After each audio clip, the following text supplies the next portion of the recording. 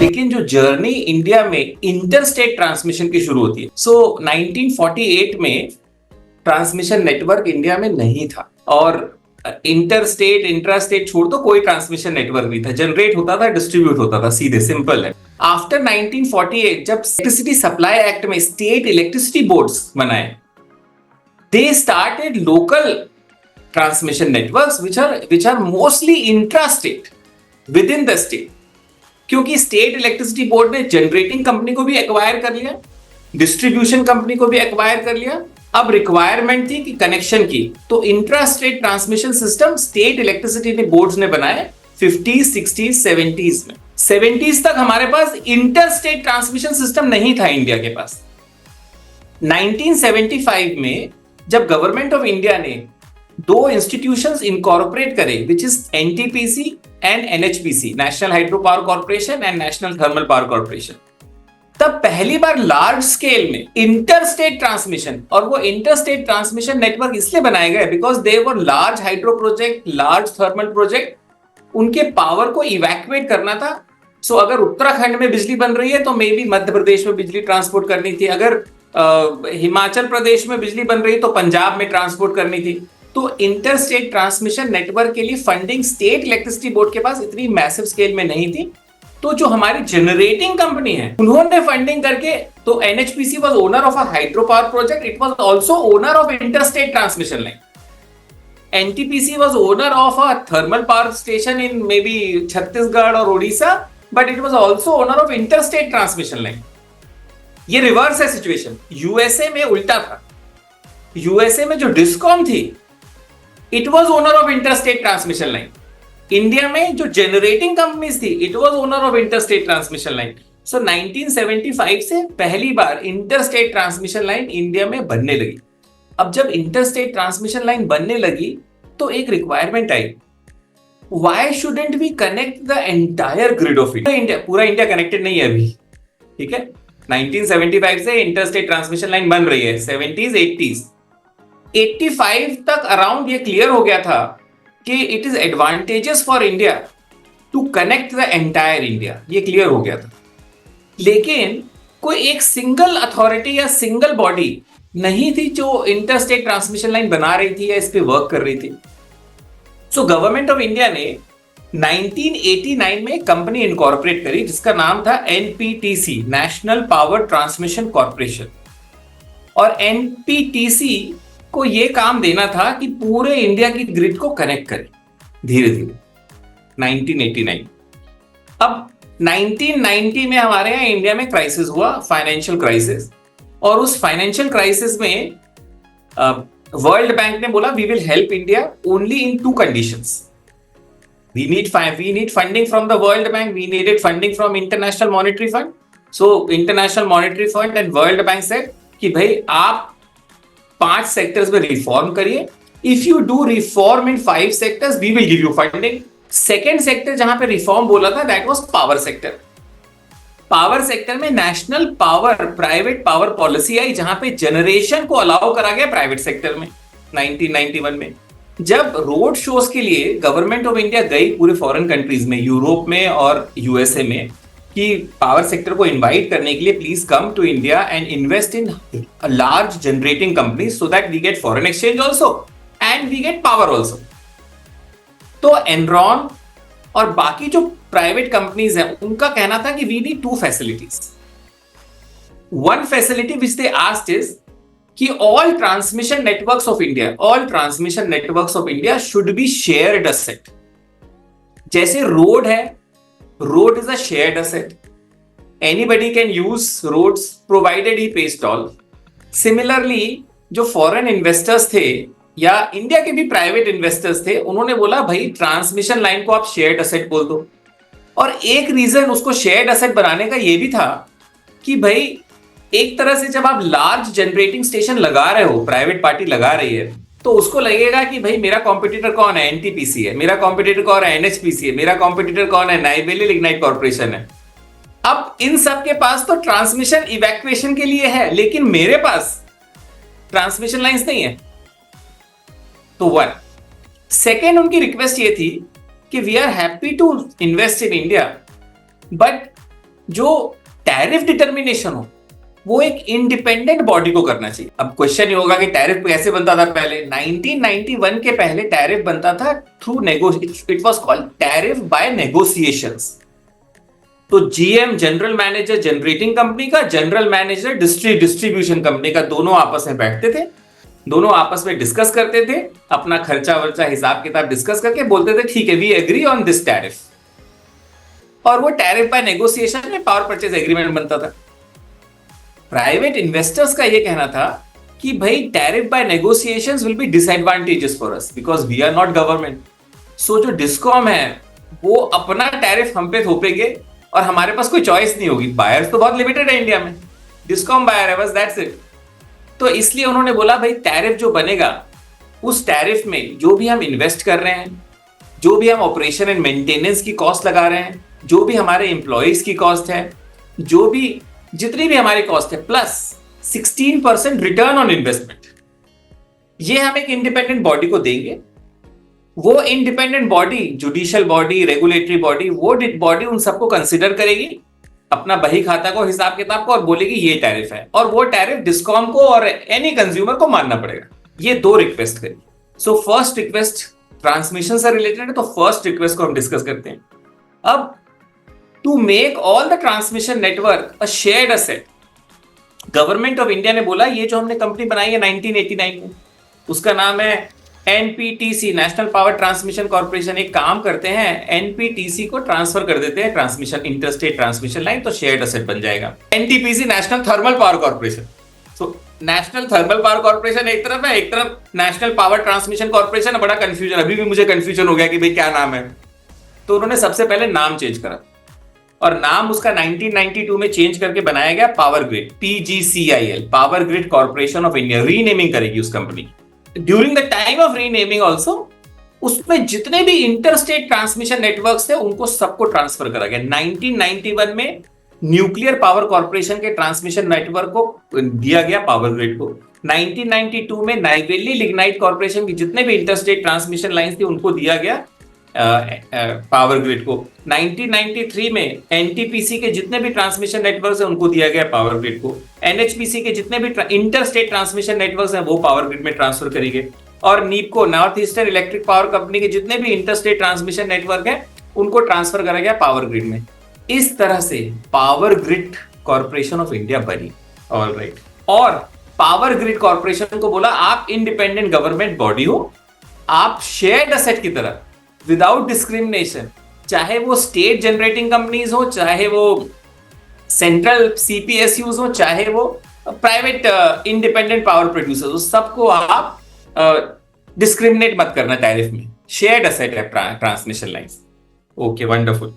अब इशू ये आ रहा था, एक तो शेयर्ड, अब कनेक्शंस बढ़ने लगे पूरे इंडिया में, धीरे धीरे पूरे स्टेट की ग्रिड कनेक्ट हो रही है। स्टेट ईस्टर्न रीजनल की ग्रिड, ईस्टर्न रीजन की ग्रिड कनेक्ट हो गई, और नॉर्थ ईस्टर्न रीजनल की ग्रिड कनेक्ट हो गई। पर इंडस्ट्री को प्रॉब्लम आ रही थी, और वो प्रॉब्लम थी ब्लड प्रेशर की। जैसे ब्लड प्रेशर होता है ना ह्यूमन बीइंग का, मम्मी का ब्लड प्रेशर ज्यादा हो तो प्रॉब्लम है, मम्मी का ब्लड प्रेशर कम हो तो भी दिक्कत है, क्योंकि ब्लड प्रेशर कम ज्यादा होगा तो ह्यूमन बॉडी में या ऑर्गन्स में प्रॉब्लम आएगी। सिमिलरली पावर सेक्टर का ब्लड प्रेशर का क्या है भाई बताइए। जैसे ब्लड प्रेशर है वैसे ही frequency is the blood pressure of the grid. अब वो फ्रीक्वेंसी मेंटेन करना जरूरी था, वरना ब्लैकआउट हो जाएगा और भी प्रॉब्लम्स आएगी ग्रिड में। तो इस फ्रीक्वेंसी को स्टेबलाइज करने के लिए वर्ल्ड बैंक की मदद से स्कीम बनाई गई, और 5 रीजनल लोड डिस्पैच सेंटर बनाए गए 1994 से 1996 के बीच में। 2 साल का टाइम लगा। तो 5 रीजन्स के भाई, लेकिन सबसे बढ़िया, अब जब रीजनल लोड डिस्पैच सेंटर बनाने की बात हुई तो बोला भाई we need talented manpower on transmission. तो पता चला सबसे ज्यादा टैलेंटेड मैन पावर ट्रांसमिशन में जो अवेलेबल है वो पावर ग्रिड में है। तो एक काम करते हैं, पावर ग्रिड को ही ये रेगुलेटरी फंक्शन दे देते हैं कि भाई वो रीजनल लोड डिस्पैच सेंटर बनाए 5। अभी हमारे ऑलमोस्ट रीजन अलग अलग है, इंडिया इज नॉट कनेक्टेड 1994 से 1996 तक, मतलब अभी चल रहा है प्रोसेस, वर्क इन प्रोग्रेस है। तो रीजनल लोड डिस्पैच सेंटर सारे बन के तैयार हो गए, उन्होंने काम करना शुरू किया। 94 से 96 तक क्लियर हो गया कि 5 regional load dispatch centre. Question ये आएगा कि sir state load dispatch centre कब बने? स्टेट लोड डिस्पैच सेंटर सारे स्टेट्स ने अलग अलग अलग अलग टाइम पे बनाए। तो ये वर्क इन प्रोग्रेस था और ये बहुत 2010 तक चला एक्चुअली। भाई हर स्टेट ने अपना अपना स्टेट लोड डिस्पैच सेंटर धीरे धीरे धीरे, कभी किसी स्टेट ने बनाया, कभी किसी स्टेट ने बनाया। 1998 तक, keeping in view the success story of private power policy of 1991 की प्राइवेट पावर पॉलिसी बड़ी सक्सेसफुल हुई। In the sense private parties ने बड़ा इन्वेस्टमेंट करा इंडिया में क्योंकि बेनिफिट्स थे काफी। ट्रांसमिशन प्राइवेट को नहीं दिया गया था, डिस्कॉम भी नहीं दिया गया था, ठीक है। 1998 में पहली बार transmission sector was opened for private participation. 1991 में जो हमने प्राइवेट पार्टिसिपेशन के लिए जनरेशन को ओपन करा था कि भाई लाइसेंस लो और जनरेट करो, लाइसेंस लो जनरेट करो।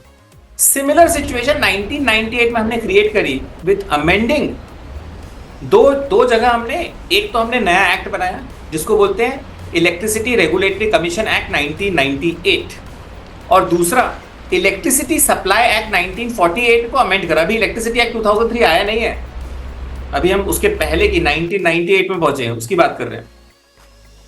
और प्राइवेट पावर ट्रांसमिशन कंपनी को हमने बोला कि अलाउ करते हैं, लेकिन कोई भी प्राइवेट ट्रांसमिशन कंपनी आई नहीं इंडिया में इन्वेस्ट करने के लिए। 98 में भी नहीं, 99 में भी नहीं, 2000 में भी नहीं, 2001 और 2 में भी नहीं। और गवर्नमेंट ये सोच रही थी कि वाई प्राइवेट ट्रांसमिशन कंपनी, जिस तरह से जनरेटिंग कंपनी की लाइन लगी हुई थी कि भाई सब लाइसेंस के लिए नेगोशिएशन कर रहे थे स्टेट गवर्नमेंट से और बाकी कर रहे थे, प्राइवेट ट्रांसमिशन के लिए क्यों नहीं आ रहे भाई? We need more investments. और उसी साइमल्टेनियसली 2001-2 तक एक इमरजेंसी आ गई थी।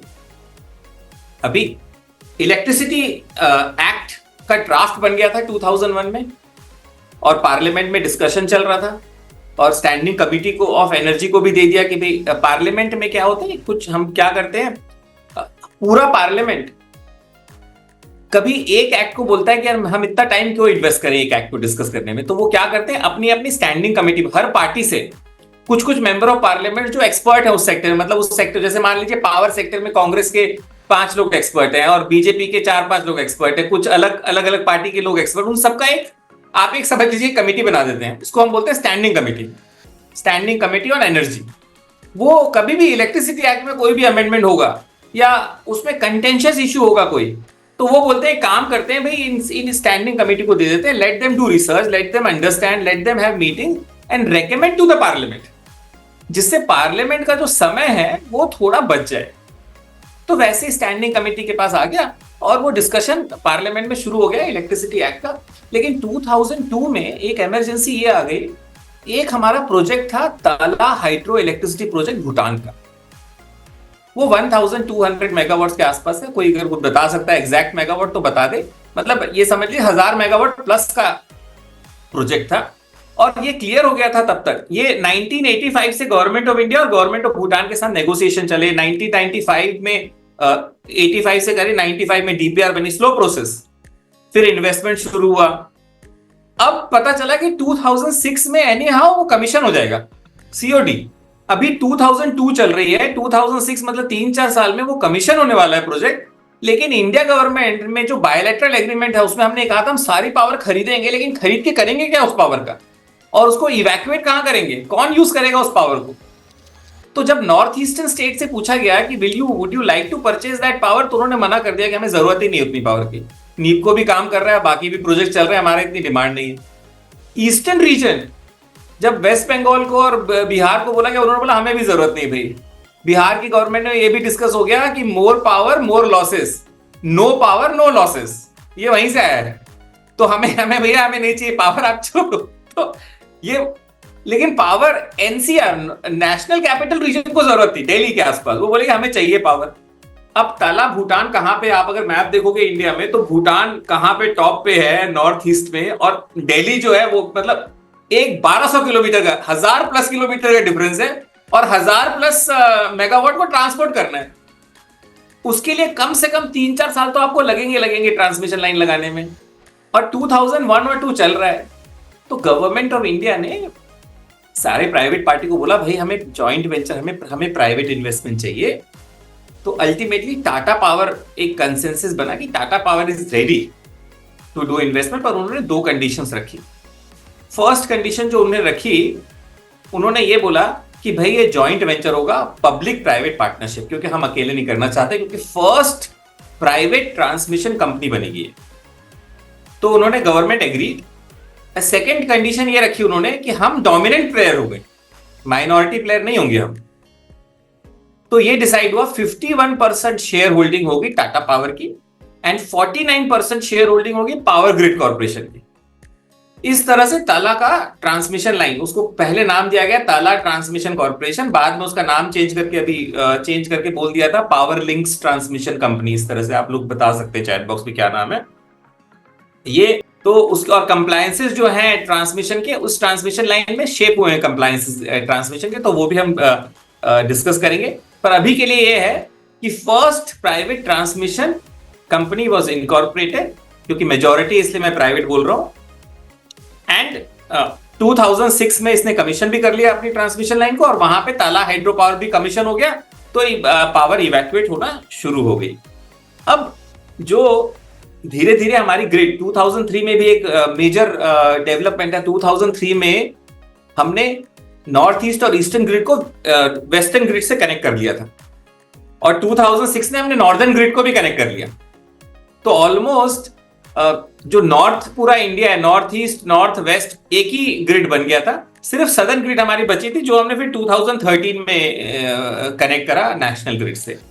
ऑलराइट, जो ताला हाइड्रो पावर प्रोजेक्ट्स में ट्रांसमिशन कंपनी से जो सीखा हमने, उसको 2006 में सेंट्रल गवर्नमेंट ने गाइडलाइंस बनाई, जिसको बोलते हैं tariff based competitive bidding for transmission companies, so that private parties can maybe participate in transmission line, was released by the central government as guidelines, tariff based competitive bidding guidelines 2006। तो इस guidelines को basis बना के बहुत सारे tendering और bidding processes हुई, and ultimately अगर 2020 का रिकॉर्ड देखें, 2020 अब अभी और भी दो चार हो गई होंगी, 50 around 50 projects were awarded, 35 were awarded to private companies, interstate transmission, and 15 were awarded for power grid। तो ये स्टेटस हो गया इसका, इस सक्सेस का, स्टोरी का। लेकिन 2017 में एक टिपिकल प्रॉब्लम आई। 2017 में अभी मैं 2017 की बात कर रहा हूं, ये गवर्नमेंट सेंट्रल में बीजेपी गवर्नमेंट आ गई थी, एंड ट्रांसमिशन नेटवर्क भी इंडिया का बहुत फास्ट बढ़ रहा था। इंडिया और नेपाल को कनेक्ट करना था ट्रांसमिशन लाइंस। ऑलराइट, एंड उसमें बहुत सारे सतलुज जल विद्युत निगम के प्रोजेक्ट्स हैं, और भी प्रोजेक्ट्स हैं, अरुण 3 भी प्रोजेक्ट है। अब इशू ये था कि ये जो हम टैरिफ बेस्ड कॉम्पिटिटिव बिडिंग कर रहे हैं, उस टैरिफ बेस्ड कॉम्पिटिटिव बिडिंग में फॉरेन प्लेयर्स आर अलाउड, और फॉरेन प्लेयर्स का बड़ा इंटरेस्ट था। व्हाट इफ कि चाइनीज फॉरेन प्लेयर या Pakistani foreign players wins that project, या कोई ऐसा एडवर्स कंपनी इस किसी कंट्री की कोई ऐसा जहां पे थोड़ा सा डिप्लोमेटिक या जियोपॉलिटिकल इशू है, वो अगर इस प्रोजेक्ट को विन कर ले, तो गवर्नमेंट को लगा कि ये थोड़ा सा नेशनल इंटरेस्ट में नहीं है ये। अब इशू ये था कि भाई वहां पे एक चीज बताइए, कोल स्कैम, 2G 3G स्कैम का भी डर था कि अगर ओपन कॉम्पिटिटिव बिडिंग नहीं करके आप अगर नॉमिनेशन बेसिस पे कोई दे देते हो, तो क्या पता कोर्ट पे चैलेंज हो जाए कि भाई ये नॉमिनेशन बेसिस पे क्यों दिया। तो गवर्नमेंट ने बोला कि हमें एडवाइस लेनी चाहिए, और एडवाइस लेने के लिए उन्होंने बोला किससे एडवाइस लें। अब क्वेश्चन था कि क्या हम रेगुलेटर से एडवाइस ले सकते हैं, सेंट्रल इलेक्ट्रिसिटी रेगुलेटरी कमीशन। उन्होंने बोला एक काम करते हैं, हम सेंट्रल इलेक्ट्रिसिटी रेगुलेटरी कमीशन से एडवाइस ले लेते हैं कि भाई इस जो स्ट्रैटेजिक इंपॉर्टेंस के प्रोजेक्ट्स हैं उसमें क्या करा जाए। तो उन्होंने, अब क्वेश्चन ये था कि CERC से कोई एडवाइस ली जा सकती है कि नहीं ली जा सकती है। जब इलेक्ट्रिसिटी एक्ट देखा गया तो, एंड ये पहले भी डिस्कशन हुआ था, 2002 में भी डिस्कशन हुआ था, 1 में भी डिस्कस, जब इलेक्ट्रिसिटी एक्ट बना रहा था, कि can state government take advice from state. अगर मध्य प्रदेश है तो क्या मध्य प्रदेश गवर्नमेंट या डिपार्टमेंट ऑफ एनर्जी या पावर, क्या department Madhya Pradesh electricity regulatory commission से एडवाइस या लीगल ओपिनियन ले सकता है? उसको दूसरे वे में देखें, क्या government of India, ministry of power central electricity regulatory commission, क्योंकि वो रेगुलेटर भी है, क्या एडवाइस ले सकता है। तब ये निकल के आया कि government of India can take advice from supreme court of India as per the constitution of India. So constitution of India ये प्रोवाइड करता है कि अगर गवर्नमेंट को कोई इश्यू में एडवाइस सुप्रीम कोर्ट की लेनी है तो ले सकती है। अगर government of India supreme court की ले सकती है एडवाइस, तो why not ministry of power CERC की एडवाइस ले। तो सेक्शन इंक्लूड करा गया इलेक्ट्रिसिटी एक्ट में, ये प्रोवाइड करा गया कि government can take advice from the regulator.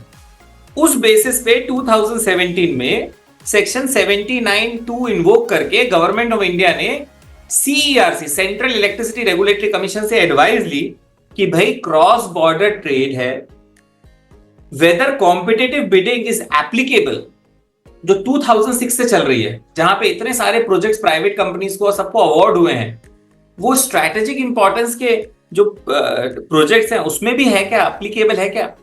तो सेंट्रल इलेक्ट्रिसिटी रेगुलेटरी कमीशन ने बोला, since strategic importance for the country, this project is of strategic importance for the country, competitive bidding must be dispensed with, no requirement of competitive bidding.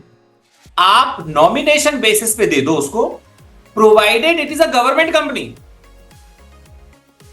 So government company कौन थी? Power grid corporation of India. तो आप power grid को nomination basis पे दे सकते हो strategic projects. इस ओपिनियन को देखते हुए गवर्नमेंट ऑफ इंडिया ने ये वाला प्रोजेक्ट जो नेपाल और इंडिया को कनेक्ट कर रहा था, उसको दे दिया power grid corporation of India. Recently 2022 में 21 के आसपास, जब लेह लद्दाख को कनेक्ट करना था फ्रॉम हिमाचल प्रदेश एंड पंजाब, इस केस में भी क्योंकि वो इंडिया चाइना बॉर्डर और जो लाइन ऑफ एक्चुअल कंट्रोल है उसके पास से ट्रांसमिशन लाइन जा रही है, तो वो भी project on nomination basis power grid को दिया गया, keeping in view this advice of central electricity regulatory commission. So ये बेसिक हिस्ट्री है ट्रांसमिशन की इन इंडिया। सो वो स्टार्ट होती है, मैं तो हिस्ट्री जो ट्रांसमिशन की स्टार्ट करता हूँ 1989 से शुरू करता हूँ, जहां पे नेशनल पावर ट्रांसमिशन कॉर्पोरेशन एनपीटीसी आई। फिर 1991 में हमारी नॉर्थ ईस्ट और ईस्टर्न ग्रिड को कनेक्ट कर दिया गया।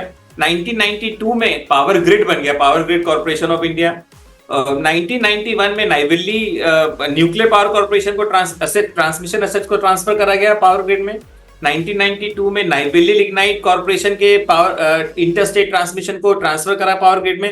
1993 में एनटीपीसी, एनएचपीसी और नीपको के जो इंटरस्टेट ट्रांसमिशन लाइन है उनको पावर ग्रिड में कनेक्ट करेगा। 94 से 96 तक फ्रीक्वेंसी को मेंटेन करने के लिए रीजनल लोड डिस्पैच सेंटर बने। State load dispatch centre was work in progress after that. तो 1994 से स्टार्ट हो गया, वो 2000 मतलब 10 तक चला हुआ, मतलब अलग अलग स्टेट ने अपने अपना टाइम लगा के स्टेट लोड डिस्पैच सेंटर बनाया। 1998 में first time transmission sector was opened up for private participation. Alright, और वो दो जो रिक्वेस्ट थी उन्होंने ये कि भाई शेयर्ड एसेट होना चाहिए और independent person should determine tariff, वो रिक्वेस्ट को वर्कआउट करना चाहिए। 2003 में western grid was also connected with eastern and north eastern grid, and 2006 में northern grid was also connected. 2013 में हमने फिर पूरे इंडिया को कनेक्ट कर दिया। अच्छा, ये पूरे इंडिया को कनेक्ट कर दिया, ये बहुत इंपॉर्टेंट है। सिंक्रोनाइज्ड ग्रिड पूरे वर्ल्ड में बहुत लिमिटेड कंट्रीज के पास है। India is one of the countries, we are very lucky. भाई आप यूएसए को देखोगे तो अगर न्यूयॉर्क ईस्टर्न कोस्ट और वेस्टर्न कोस्ट है ना, अगर न्यूयॉर्क में बिजली ज्यादा है और कैलिफोर्निया में बिजली कम है और आपको बिजली ट्रांसपोर्ट करनी है तो आप नहीं कर सकते, क्योंकि वो कनेक्टेड नहीं है। लेकिन इंडिया में आपको बॉम्बे से कलकत्ता तक बिजली ट्रांसपोर्ट करनी आप कर सकते हो, या मद्रास से दिल्ली तक करनी आप कर सकते हो, क्योंकि हम कनेक्टेड है, सिंक्रोनाइज ग्रिड है। ऑलराइट, तो ये हो गया हमारा सिंक्रोनाइज ग्रिड का। 2006 में जो हमने सीखा उसको हमने कर दिया टैरिफ बेस्ड कॉम्पिटिटिव बिडिंग में इंट्रोड्यूस कर दिया। 2020 तक 50 transmission awarded contracts were awarded using that tariff based competitive bidding, and this is how the history of transmission network is there. Hope I've answered the question.